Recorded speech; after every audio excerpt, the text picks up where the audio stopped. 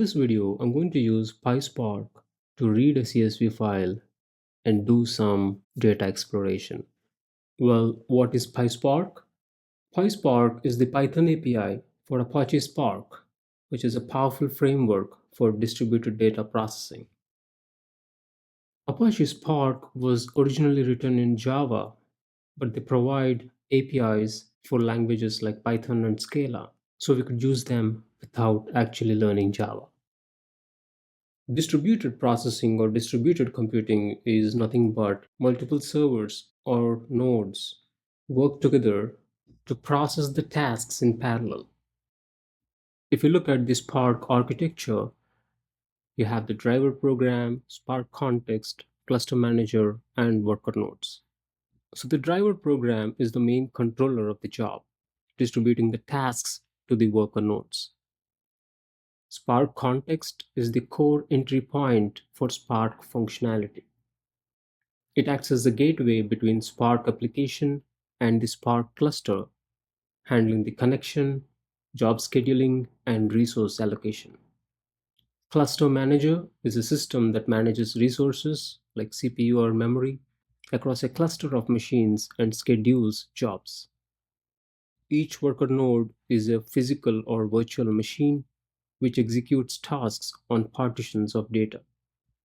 The executor is the process that runs computations on worker nodes, and the task is the unit of work assigned to an executor. Now, to run PySpark on my local computer, I'm using Docker Desktop.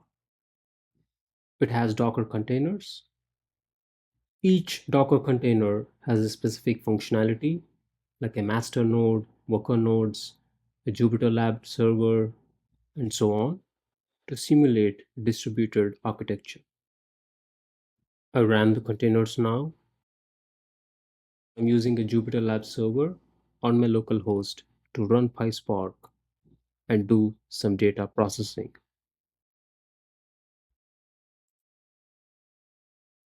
First, I'm importing the libraries and create a Spark session object.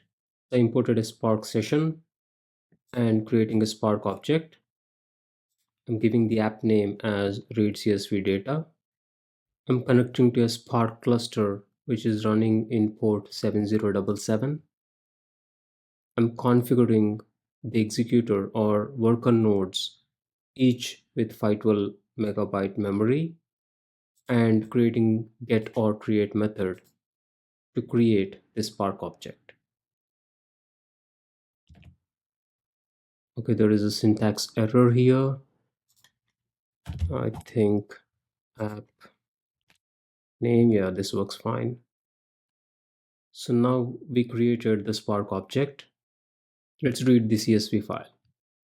So to read the CSV file, I'm using the read.format method, read.format CSV. I'm giving the option header is true, which means my CSV file has the headers and the actual file path is mentioned in the load method. I'm calling all of these as a DF or data frame. This is a Spark data frame. Now df.show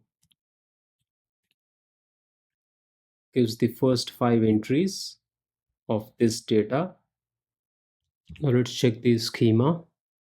df.print schema gives the schema of the data.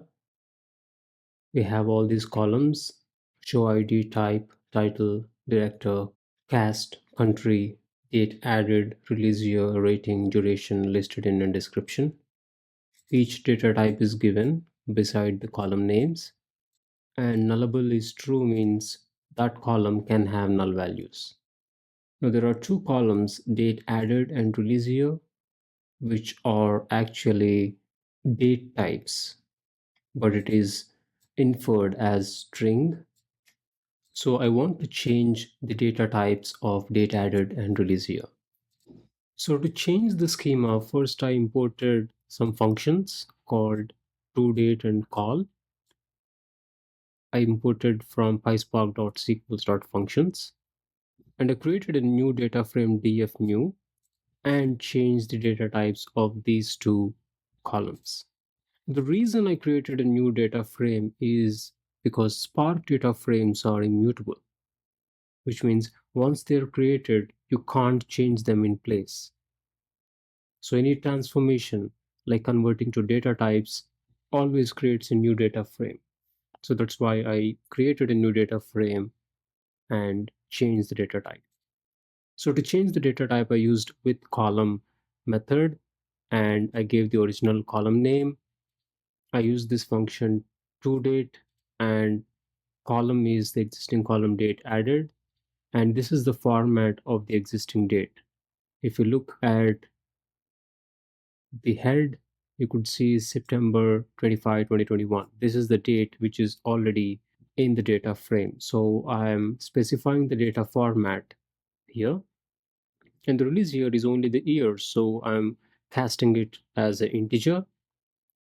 So I'm chaining that with another with column method for the release year column, and I cast it to integer.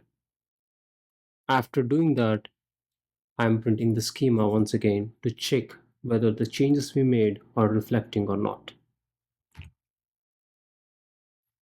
So we could see the date added is now date format and the release year is now integer format.